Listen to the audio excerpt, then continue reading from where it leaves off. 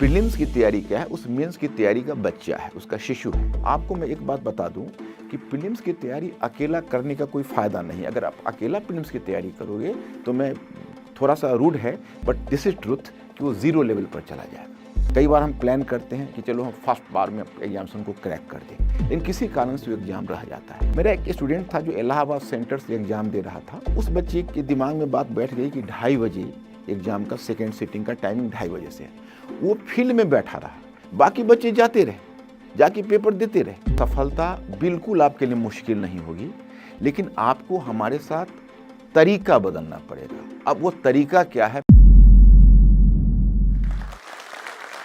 Okay dear students and aspirants,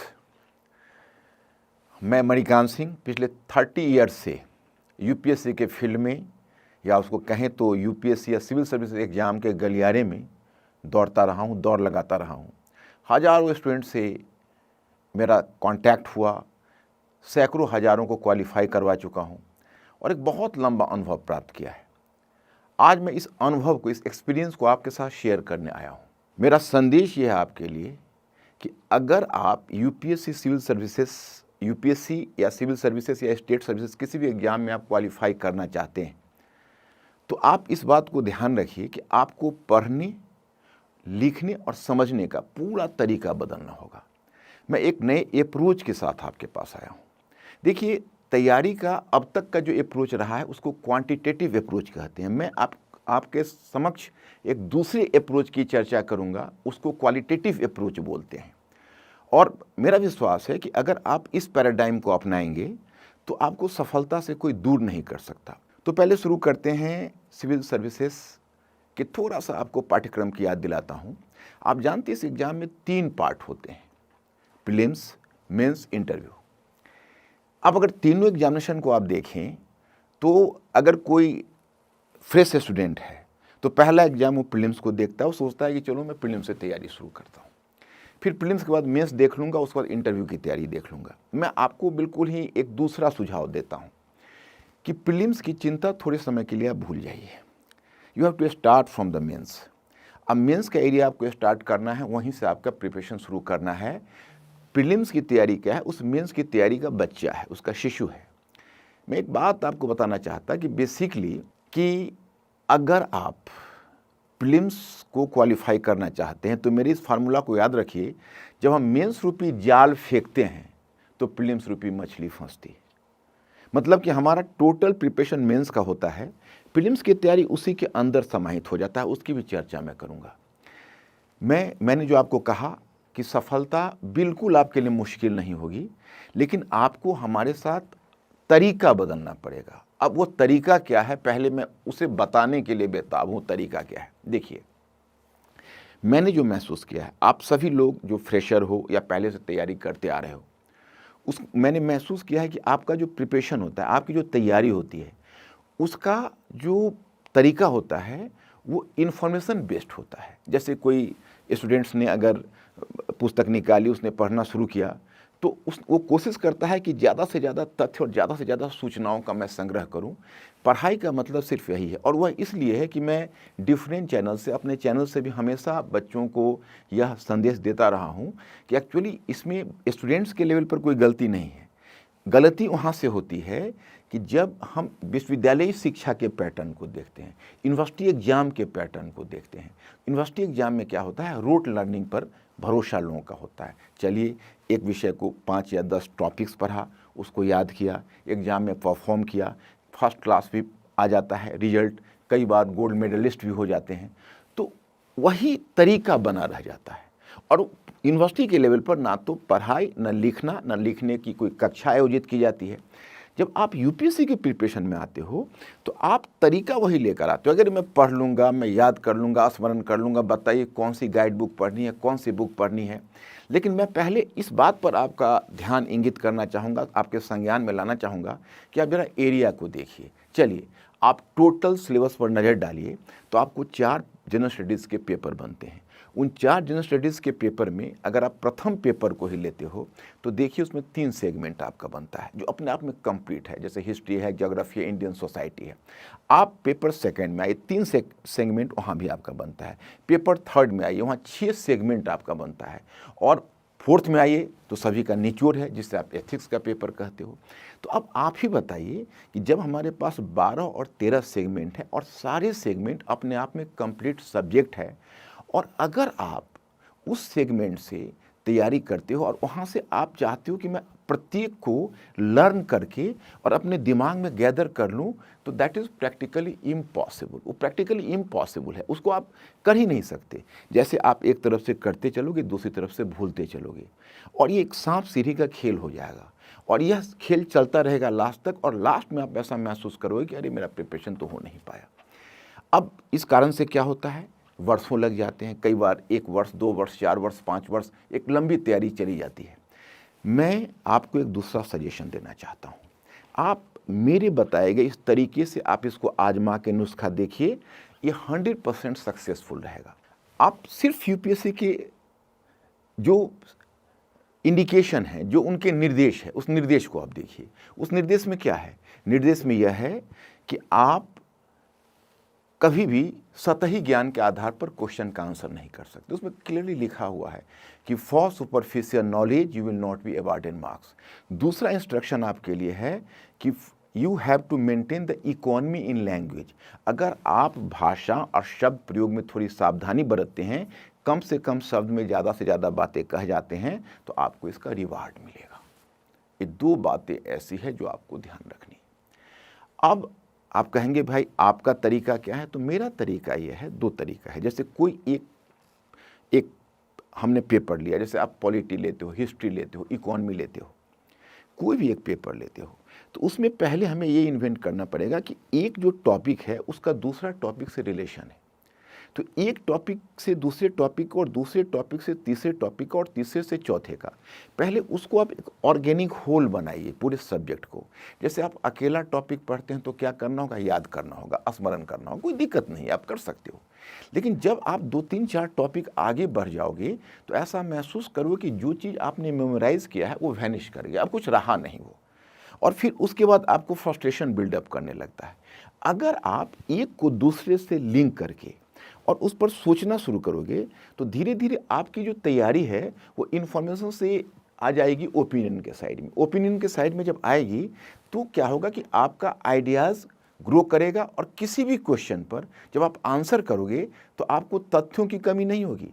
आप वहाँ तथ्य जो फैक्ट्स है वो याद नहीं रहेगा, लेकिन फैक्ट्स को आप रिक्रिएट कर लोगे। जब आप सोचोगे तो आपको आश्चर्य होगा कि प्रत्येक क्वेश्चन पर आपके 4-5 पॉइंट्स निकल कर आ रहे हैं। नंबर 1। नंबर 2, आप यूपीएससी के क्वेश्चन पेपर को देखिए। अधिकांश क्वेश्चन पेपर में जो क्वेश्चंस होते हैं वो इन्फेरेंशियल होते हैं। इन्फेरेंशियल से हमारा मतलब ये है कि वो डायरेक्ट नहीं होता है। डायरेक्ट नहीं होने का मतलब, अगर आप अलाउ करें तो मैं 1-2 एग्जाम्पल आपको बताऊं। जस्ट मैं एक क्वेश्चन को लेता हूं, आप कल्चर से ये क्वेश्चन को उठाइए। तो आपसे पूछते हैं कि प्राचीन यूनान, मिस्र और मेसोपोटामिया की सभ्यता की तुलना में भारतीय संस्कृति अविच्छिन्न रूप में चलती रही। मीन्स कि Indian culture continued uninterrupted even if we are just going to compare it with Egyptian, with Greek as well as Mesopotamian civilisation. तो ऐसा अगर वो क्वेश्चन डालते हैं तो बताइए, अब 4-4 देशों की आपको यात्रा करवा रहे हैं, और अगर आप किसी एक क्वेश्चन को आप आधार बना के लिखते हैं तो इतने सारे तथ्य आप कैसे जुटा सकते हैं? जरा सोचिए, नहीं जुटा सकते ना। लेकिन अगर आप सोचते हैं और एक सेगमेंट को दूसरे सेगमेंट से जोड़ पाते हैं, दूसरे को तीसरे से जोड़ पाते हैं, तो पहला स्टेज आपका पूरा हो जाता है। दूसरा स्टेज मेरा इंस्ट्रक्शन होगा कि एक विषय का लिंकेज आप दूसरे विषय से बनाइए। जैसे हिस्ट्री का लिंकेज आप इकोनॉमी से बनाइए, इकोनॉमी का पॉलिटी से बनाइए, पॉलिटी का टेक्नोलॉजी से बनाइए। तो क्या होगा, जब एक सेगमेंट से दूसरे सेगमेंट का आप के बीच अगर इंटीग्रेट करने में कामयाब हो जाते हो, दोनों को जोड़ने में कामयाब हो जाते हो, तो आपका ओपिनियन काफ़ी वाइड होता चला जाएगा। किसी भी क्वेश्चन पर आप बहुत अच्छा आंसर कर पाओगे, और सबसे बड़ी बात है कि बड़े कॉन्फिडेंट होकर आंसर कर पाओगे। तो ये तो हुआ मेरा तरीका, ये बहुत शर्तिया तरीका है। जैसे मैं एक उदाहरण आपको बताता हूँ। जैसे हम कॉन्स्टिट्यूशन पढ़ते हैं, ठीक है, पढ़ा बहुत अच्छी चीज़ है, उसमें हम प्रियम्बल प्रस्तावना पढ़ते हैं या सिटीजनशिप पढ़ते हैं, या उससे आगे फंडामेंटल राइट्स पढ़ते हैं, डायरेक्टिव प्रिंसिपल्स, या आप कह सकते हो सरकार के अंग या ऑर्गन्स ऑफ द स्टेट पढ़ते हैं। तो हम उसे पढ़ते हैं अवश्य हैं, लेकिन अब आप ही बताइए कि अगर वही चीज़ हम जब वर्ल्ड हिस्ट्री पढ़ते हैं, विश्व इतिहास पढ़ते हैं, तो हम अगर दुनिया में कॉन्स्टिट्यूशनलिज्म का विकास कैसे हुआ, अमेरिकन कॉन्स्टिट्यूशन कैसे आए, अमेरिकन कॉन्स्टिट्यूशन आने की परिस्थितियां क्या थी, ब्रिटिश कॉन्स्टिट्यूशन आने की परिस्थितियां क्या थी, और वहाँ से आगे बढ़ते हैं फिर कैसे यूरोप के बाकी देशों में कॉन्स्टिट्यूशन आया, फ्रेंच एवोल्यूशन ने क्या इम्पैक्ट उसमें पैदा किया, फर्स्ट वर्ल्ड वॉर ने क्या इम्पैक्ट पैदा किया, सेकेंड वर्ल्ड वॉर के बाद कैसे दुनिया में हर जगह कॉन्स्टिट्यूशन बन रहे थे, और तब उनके साथ हम भारतीय कॉन्स्टिट्यूशन को रख कर देखते हैं तो कितना शर्तिया रहेगा, कितना बढ़िया रहेगा, कितना सुपर नॉलेज हमें मिलेगा। और सबसे बड़ी बात है कि जब हम कॉन्स्टिट्यूशन पढ़ रहे होंगे तो हमें उसमें दिलचस्पी होगी, हमें इंटरेस्ट होगा, हम ज़्यादा उत्साहित होकर पढ़ पाएंगे। अन्यथा अगर हम पढ़ते भी हैं तो एक वासीपन जैसा आ जाता है कि अरे चलो एक रूटीन कोर्स कर रहे हैं, पढ़ रहे हैं, परंतु पता नहीं याद भी रहता है या फिर भूल जाऊँगा। तो ये तकनीकी मैं आपको बताना चाहता हूँ, जिसको आप आजमा के देखिए, बहुत अच्छा रहेगा। अब यहाँ पर दूसरी बात मैं बताता हूँ कि आपके दिमाग में सवाल होगा कि भाई प्रीलिम्स का प्रिपरेशन कैसे करें। तो प्रीलिम्स के प्रिपरेशन के बारे में बताऊंगा कि जैसे आप मेंस का प्रिपरेशन कर रहे हो तो एक वाइडर नॉलेज आपको मिल रहा है, और उस वाइडर नॉलेज के बीच ही आप थोड़ा सा प्रीलिम्स में इन्फॉर्मेशन के प्रति कॉन्शियस हो जाओ।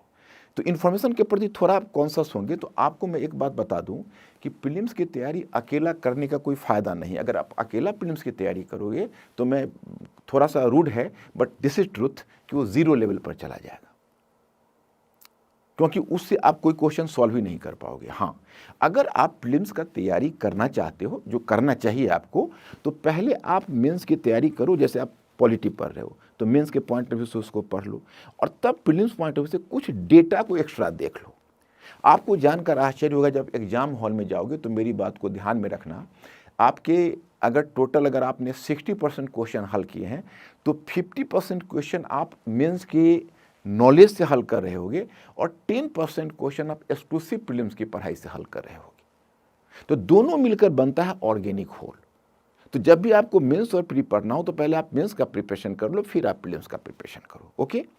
तीसरी बात, हम इसमें आपको यह बताना चाहेंगे कि इसमें एक रणनीति बहुत इंपॉर्टेंट होती है, रणनीति बहुत ज़्यादा इंपॉर्टेंट होती है। लेकिन रणनीति के बाद, जैसे हम पूरी तैयारी हमने कर ली, उसके बाद हमें क्या चाहिए, ज़रा उसको सोचिए उसके बाद, क्योंकि उसमें फिर हमारे व्यक्तित्व और व्यक्तित्व में अंतर आ जाता है। कई बार हम प्लान करते हैं कि चलो हम फर्स्ट बार में एग्जामिनेशन को क्रैक कर दें, कोशिश करते हैं, ईमानदार कोशिश करते हैं, हमें योग्यता भी है, लेकिन किसी कारण से वो एग्ज़ाम रह जाता है। तो अब डिपेंड करता है कि उस एडवर्सिटी के समय हम अपने पेशेंस को कितना बना कर रख सकते हैं, क्योंकि अगर वहाँ हम पेशेंस को बना कर नहीं रख सकेंगे तो हम मिस कर जाएंगे। हो सकता है कि एक बार में हमें धक्का लगे, फिर दोबारा हम संभल ना सके। ऐसे भी स्टूडेंट्स हैं जो 3-3 बार धक्के लगे। जैसे मैं 1-2-3 आपसे एक्सपीरियंस शेयर करना चाहूँगा, और शायद इस एक्सपीरियंस से आपको थोड़ा मोटिवेशन मिले। मेरा एक स्टूडेंट था जो इलाहाबाद सेंटर से एग्ज़ाम दे रहा था।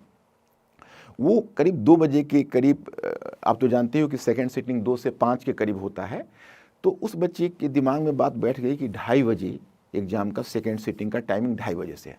वो फील्ड में बैठा रहा, बाकी बच्चे जाते रहे, जाके पेपर देते रहे, और वो ये सोच रहा था कि पता नहीं ये बच्चे लोग इतना कॉन्शियस क्यों है, हाफ एन आवर पहले क्यों इन कर रहे हैं, और वो 2:30 बजे इन किया। तब इन्विजिलेटर ने उसको रोक दिया, बोला कि नहीं, यू आर नॉट अलाउड। अब सोचिए, इसने सारे जीएस के पेपर दे दिए थे, ऑप्शनल के पेपर में उसके साथ इस तरह का धोखा हो गया, और पता नहीं उसके दिमाग में कैसी इस तरह की बात आ गई। वहाँ से वो सीधा निकला, हमें टेलीफोन किया कि सर मैं तो बर्बाद हो गया, मेरे पेपर भी अच्छे जा रहे थे, पता नहीं 2 के बजाय 2:30 मेरे दिमाग में कैसे बैठ गया। मैंने यहीं से उसे इंस्ट्रक्शन दिया कि देखो, पेशेंस रखो, बहुत एडवर्स कंडीशन में आ गए हो, अब अगर तुमने थोड़ा भी अपनी हिम्मत हारी, या अगर बहुत तुम नेगेटिविटी में गए, तो फिर आगे का तुम्हारा फ्यूचर क्लोज हो जाएगा। मेरी बात मानो, तुम अगले साल की प्रतीक्षा करो, भूल जाओ तुम्हारे साथ क्या हादसा हुआ। And can you believe, 79th rank पर अगले साल क्वालिफाई किया। आईएएस के पोस्ट कम थे, इसलिए आईपीएस का रैंक उसको मिला। अब ये सीनियर आईपीएस है। इट्स माई पर्सनल एक्सपीरियंस, और ऐसा हम कई एक्सपीरियंस देखे। मेरा एक स्टूडेंट है जो आईएएस रैंक पर है, ऑल इंडिया पोजीशन लिया था वो, मैं यहाँ पे चैनल पर नाम नहीं बताना चाहूँगा, मतलब उसके साथ हुआ कि वो अपने टीम में सबसे अच्छा स्टूडेंट था। और मुझे याद है कि जब वो फाइनल रिजल्ट आया, मैं काठमांडू में था, उसने कॉल करके बताया अपने सारे फ्रेंड्स के बारे में जो मेरे स्टूडेंट थे कि सर इनका ये रैंक मिला, उनका ये, इनका 58 रैंक मिला, इनका 42 रैंक मिला। मैंने पूछा तुम्हारा क्या हुआ? तो सर मेरा नहीं हुआ, जबकि बाकी बच्चों को गाइड तक करता था। और उसके अगले वर्ष जब मेंस में बैठता है तो मेंस में डिस्क्वालीफाई हो जाता है। जब मेंस में डिस्क्वालीफाई होता है तो मुझसे मिलने भी नहीं आता है, शायद अपना पेशेंस खो देता है। मैंने फ़ोन किया, मैंने कहा आओ मुझसे मिलने। वो आया, उसका नंबर मेरे पास था, वो मेरा बहुत निकटस्थ बच्चा था। मैंने कहा कि देखो तुम्हारे ललाट पर लिखा हुआ है क्वालिफाई करना, मैं पढ़ पा रहा हूँ, तुम हिम्मत मत हारना। और कैन यू बिलीव दैट कि उसने अगले वर्ष 9th रैंक पर गया, ऑल इंडिया 9th रैंक पर, वही स्टूडेंट। और उसने उस समय एक बहुत ही प्रेस्टिजियस मैगजीन में उसने इंटरव्यू में कहा मेरे बारे में कि मैं उन्हें कभी नहीं भूल सकता, क्योंकि उन्होंने उस समय मेरा साथ दिया जिस समय मेरा सितारा गर्दिश में था। तो कब भाग्य पलट जाए इसमें बड़ी मुश्किल होती है, इसलिए जो परसिवरेंस है बड़ा इंपॉर्टेंट है। ये एक स्थिति आती है माय स्टूडेंट्स कि आपकी पूरी तैयारी है, लेकिन तैयारी के बाद भी स्टूडेंट और स्टूडेंट के रैंक में अंतर आ जाता है, रिजल्ट में अंतर आ जाता है। और जब प्रतिकूल परिस्थितियां फंसती हैं उस समय पेशेंस रखने की ज़रूरत होती है। तो इस पर मैं विशेष रूप से यही चीज़ कहना चाहूँगा। तो मुझे तो लगता है कि इतनी बातें आपकी समझ में आई होगी, और मैं अब यहीं पर अपने इस लेक्चर को विराम देता हूँ।